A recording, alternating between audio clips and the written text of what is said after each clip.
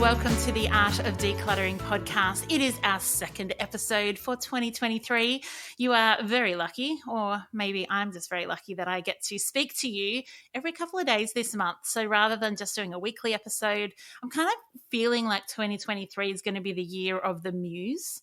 So by that I mean I'm kind of open to whatever happens creatively, which means that there may be some of my crazy ideas that come out in some marketing campaigns, like when I wrote the 12 Days of Christmas parody song. I feel like there might be a bit of that coming this year. I'm open to whether I write another book. I'm open to the regularity of the podcast. I'm really looking forward to having guests on. I thought, in January, I'm going to mostly do the episodes on my own, just to kind of get us going after we've come out of a season change. But the muse is here. The muse is here today, and I am excited to be talking to you for the second episode. And today last episode we talked about supplements and vitamins, because so many people at the start of a year kind of like go, I'm going to make health a priority.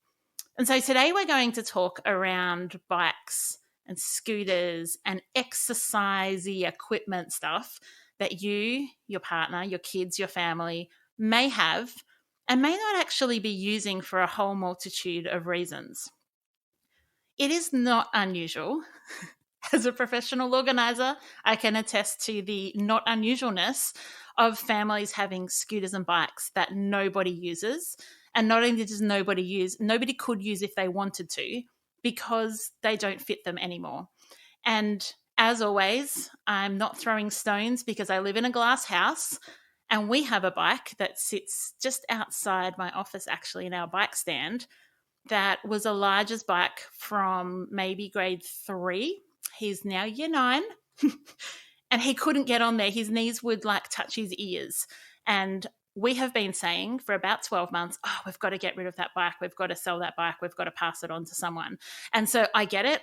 I'm with you. I think we may even have a scooter out the back that didn't quite make it to the last donation drop off. So I'm preaching to myself today, but we are kind of delving into that. I have this equipment. I have a desire to use it. What's the disconnect? Why do we have bikes but not ride them? Why do we have scooters but not scoot? How do we actually engage and make the barriers to engaging in those fun things that we genuinely want to do? Everybody dreams of having this family bike ride, and we go and we spend time, and we're like those families we see on socials that are our friends that just have those families. My family's, we've never ever in my family existence, so Jesse's 16 and a half, we've never been for a family bike ride. So if you just need the pressure taken off, that today is about giving you permission, that you don't have to live up to some fantasy expectation, I'm here for you. We have never been for a family bike ride. Now, the kids have been for bike rides and I have jogged with them, or Cal has ridden or run with them. We still do things as a family, but it doesn't have to be by these kind of magazine rules of all 4 of us riding along and we've got a picnic lunch. No, it doesn't have to be that. If you want to ride, ride. If you want to scooter. If you want to run, run. But what I want to talk to you about is, how do you declutter the things around these activities that are actually stopping you from doing them? It seems crazy that having too many bikes stops you going bike riding, because it kind of feels like the more you have, the more you'll do it. But that is not my experience as a professional organizer. And I'm sure that you'll be nodding along going, yeah, that's not my experience either. So we're going to talk about what kind of bikes and scooters do you have on your property? Do you have some in the shed, maybe in the garage? Do you have some under the deck? Do you have some just in the backyard because some kids just picked it up and ridden it and then left it because they got bored? I think it's a really helpful thing at this point to kind of gather all of your bikes and scooters. Maybe you've got those baby bike attachments, or the attachments that you hook on and they get to pedal, helmets, locks, drink bottle holders, those, I suppose they're kind of locks, like the U-bend ones that you can hook your bike up and lock it up somewhere. Maybe you've got lights and attachments, or training wheels that the kids don't use anymore. Gather all of those things in one spot and just kind of do a stock take. What are we using? What are we definitely not using? What might we use in the future, and what are we definitely not going to use in the future? If you've finished having kids and nobody is going to have training wheels again, but the bike's still being used, it's okay to get rid of the training wheels. Like, just ditch the training wheels. You don't need to keep it all together. And so we're going to dig into that. We want to do that first, that gathering. Do you have more than you need? Do you have more than you use? Actually, let's go to a quick ad break. I'm going to be back before you know it, and we're going to talk about how to do the decluttering and the storing and some really good questions to ask. So I'll be back before you know it.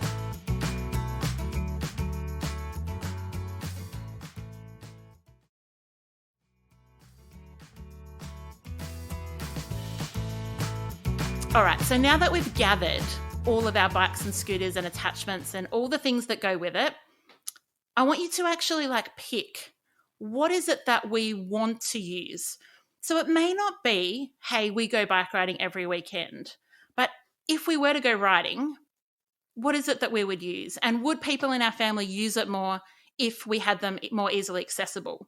So what we have is, we found that when the kids were riding a lot and Cal rides, if the bikes were all leaning up against each other and it was hard to get the middle, any bike other than the one at the front, if it was hard to get it out, it was kind of like, who could be bothered? Admittedly, it probably would only take 30 seconds, maybe a minute, but it is that barrier and it feels like a barrier.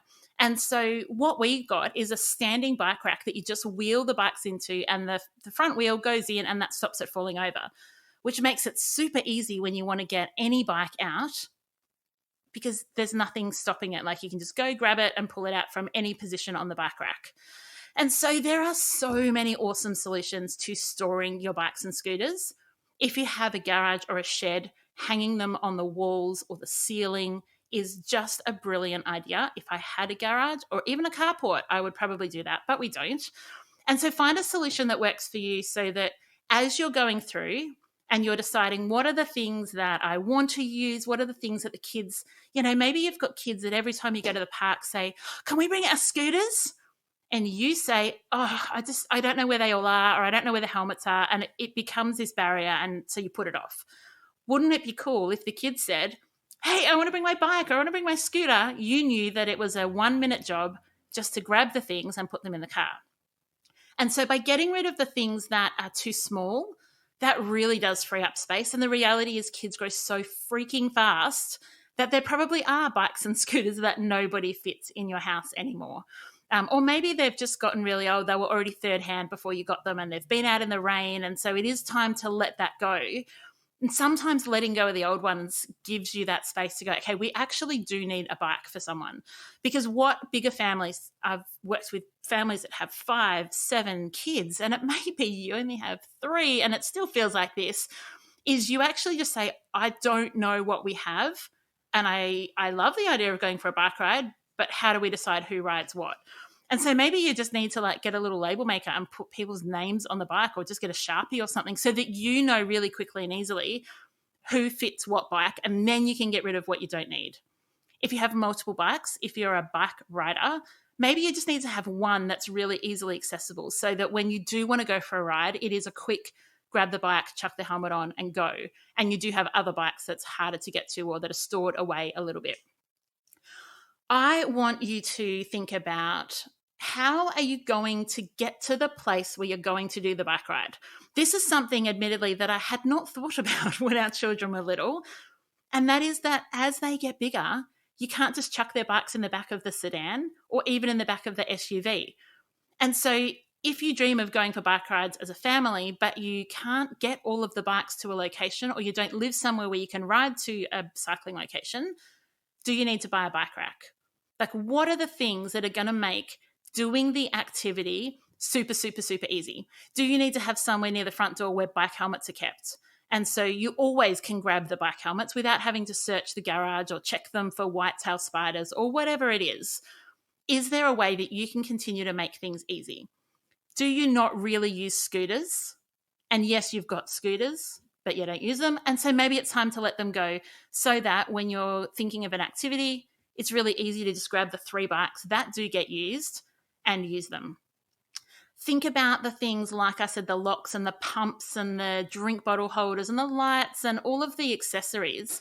Keep them together. So even if it's in a clear container, in the shed, in the garage, wherever, have all those accessories together. Get rid of what you don't need. But when you do need them, you do not want to be searching for them. You don't want to be searching for a tire pump or a spare tire or a patch or whatever it is. Make it easy. Easy is the key to having all of these activity items, bikes and scooters, easily accessible and actually used. Now, you may love going on a bike ride once a year. Do you need a bike in order to achieve that goal? It's a good question, isn't it? Maybe you could just borrow a bike. So my teenage boys are not massively into riding anymore. So we only have one bike that Cal, Jesse, and Elijah could ride. So they could each go on a ride individually and have. But we could borrow a bike from like my nephew or a kid from school if we needed it. And so for us, it's not worth having 3 bikes because they don't go riding together. And so maybe you, like us, go, actually, we can downsize the quantity of bikes and just have one that we know everyone is able to use if and when they need it. I hope that is helpful. Bikes and scooters can be a pretty confronting one because you feel like they're worth a lot of money and you're like, I don't want to get rid of it, but how do I donate it? Where do I give it to? Just have a look. Even if you jump on your local marketplace page on Facebook or go to your local op shop and just say, do you take good working bikes? There are places that you can take bikes and scooters to that are broken, and then they will repair them and pass them on to people who couldn't otherwise afford to get a new bike. So there's heaps of options. But the main thing today is all about gathering, decluttering, and then organizing so that you can use your bikes and scooters. I want to see if you have done this and your family has then been able to throw the bikes in the back of the car, throw them in the trailer, take them on holidays, go to the park, jump into my Facebook community and share that, because it would encourage my little soul to see your family actually having the freedom that being decluttered and organized brings. Have an amazing next couple of days. If you haven't already gone and done your supplements, you could do that as well as your bikes and scooters today. And I look forward to being in your ears in another couple of days. Bye. I would like to acknowledge the Wurundjeri people, who are the traditional custodians of the land this podcast is recorded on. I would also like to pay respects to their elders, both past and present, of the Kulin Nation, and extend that respect to other Indigenous Australians. Thank you so much for joining me today. If you enjoyed today's episode, I would love you to rate and review the show on your podcast app. That will help others to find the Art of Decluttering podcast as well. If you'd like any more information, you can visit theartofdecluttering.com.au, and I would love to see you in my Facebook group. Just search the Art of Decluttering community on Facebook and join today. I hope that you have an incredible rest of your day and enjoy the freedom.